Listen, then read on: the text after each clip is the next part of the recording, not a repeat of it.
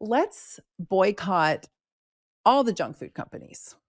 Let's boycott all the companies that make colorful, snacky food, especially the ones that have characters on them, kids' characters, and put their stuff on the lower shelves so that the kids are like, oh, I want to eat this with the bunny rabbit on it. I want to eat this with the whatever on it.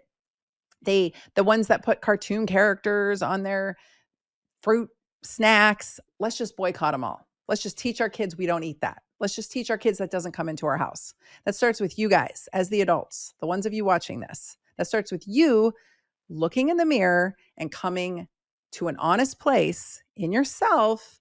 If you are a snack food addict, you're going to sit here and argue with me and write my comments on YouTube and tell me what a terrible person I am. Or you're going to take a hard look in the mirror and realize that you have a problem and you need to get over it, and you need to teach your kids to get over it. And you can have other types of snack food in the house. We can cut up fruits and vegetables. We can freeze grapes. We can get creative and make our own fruit leathers in a dehydrator. We can make our own chips, or we can go buy chips once in a while. Shoot, I go have chips, but you know what? Chips don't come in my house because they'll get obliterated because I am a potato chip addict. Totally admit it.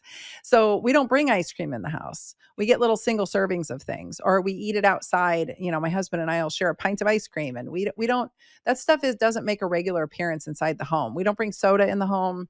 We just don't bring any of that crap in the home. If we're going to have it, we have it outside the house, and we don't go out that much. We cook most of our food at home. So let's make America whole food based again. Let's teach Americans how to cook again. Let's teach kids what the foods that they're choosing to eat. You are choosing to put food in your mouth, parents, and you're choosing what foods your children are putting in their mouth. We don't need convenient finger foods. Toddlers don't need the puffed snacks. I remember when my daughter was a baby, that's when they came out with those little puffed finger snacks for kids, and my mom bought them. And I was like, what are you doing? Those are Cheetos. Why are you feeding my kid Cheetos? Like, why is my infant daughter eating Cheetos?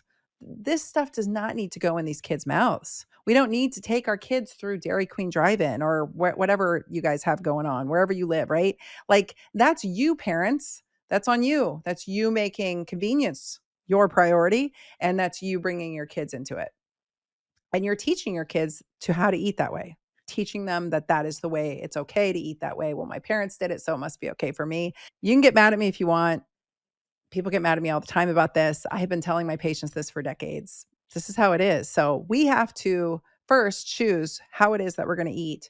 And are we going to choose to bring these mega conglomerate corporations food? And you know, they're all in bed with each other, right? Like, you know, all these companies are somehow intertwined. So if you're adamantly, you know, those of you who are so against the GLP-1s, but like, you choose to still take an arsenal of big pharma drugs, and you choose to eat all of these highly processed foods that are made by these industries that are all, you know, if you just go up the ladder to megacorp and you see who owns what, you see it's all tied.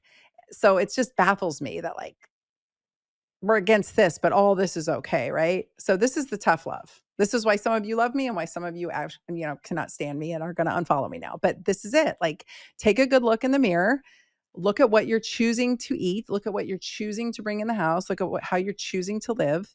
And then take a good look at what you're teaching your children. And that's it, right?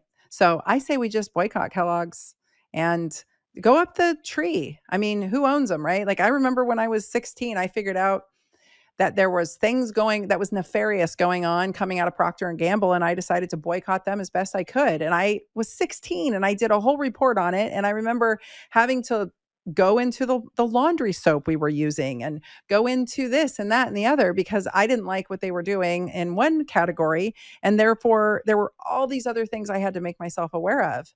This is how it works. It's a little tough. It's a tough, jagged pill to swallow. I remember going into my best friend's house years ago when her kids were little and opening the cabinets under her sink. And I'm like, this is all poisonous. Like, you can't have this in your house if you've got babies around. You just can't. Like, you have to start changing things out. We had to go through beauty products. We had to take some really hard looks at things.